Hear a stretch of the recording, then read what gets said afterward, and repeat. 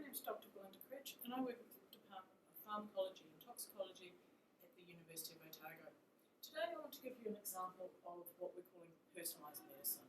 We kind of consider this the future of medicine, so I'm just going to take you through a quick example with breast cancer.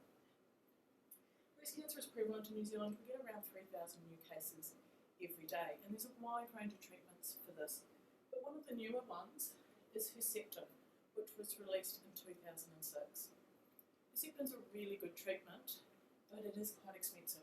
So the treatment cost an estimated $4,500 per month, and the treatment course is around 6 to 12 months. So you can see for each patient, this is actually quite a significant cost to the healthcare system.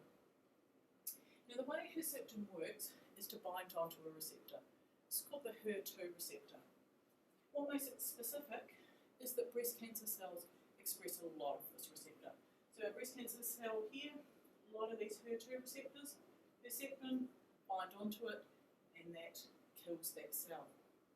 Now, the advantage is normal breast cells don't express many of these receptors. So there's no or very few HER receptors.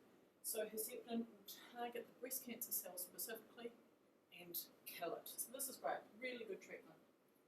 Our problem is only 25% of patients have the HER2 receptor. It's around 25 to 35%. So, have a think for a minute. What does this actually mean?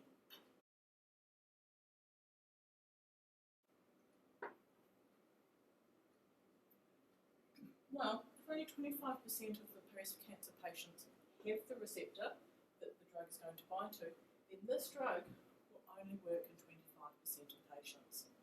Okay? So 25% have the receptor, so only 25% will respond to Herceptin. If we gave Herceptin to every patient that was diagnosed with breast cancer or had breast cancer, the cost to our healthcare system in New Zealand would be in the range $80 to $120 million per year. Quite a lot of money.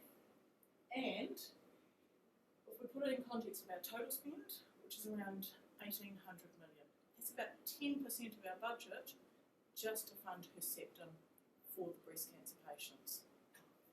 So we also know now only 25% of those patients are going to respond. So that's about 750 people per year. It's a huge cost to our healthcare system. So what could we do? Have a think about it.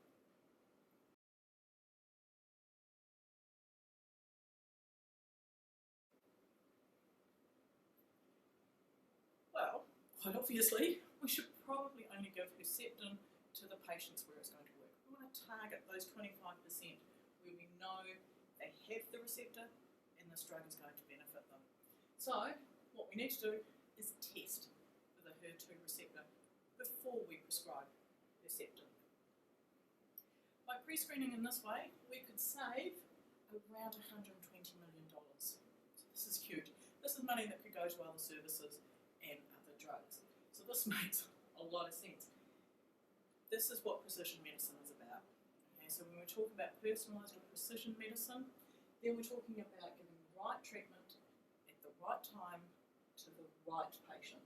So in this case, Herceptin to a breast cancer patient whose tumours have the receptor that we need.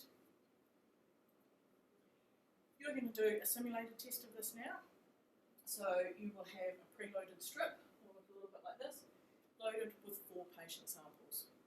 You'll also have a test solution and a capillary tube. You just need to touch the capillary tube into the Eppendorf, it's got the test solution, and touch a really small amount of that solution into each circle. You'll see a colour change. Now, depending on that colour, depends on whether or not that patient has the HER2 receptor. So the yellow colour here, this patient is negative for the HER2. We don't want to give them Herceptin. This patient here with the blue, this is positive for HER2. They would benefit from Herceptin.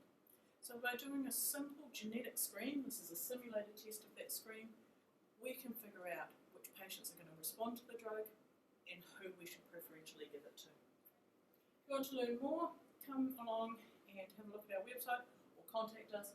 All of the information is